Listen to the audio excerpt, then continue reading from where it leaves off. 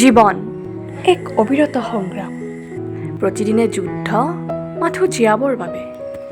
দৌৰিছোঁ, ভাগৰিছোঁ, পৰিছোঁ, উঠিছোঁ, আকৌ দৌৰিছোঁ।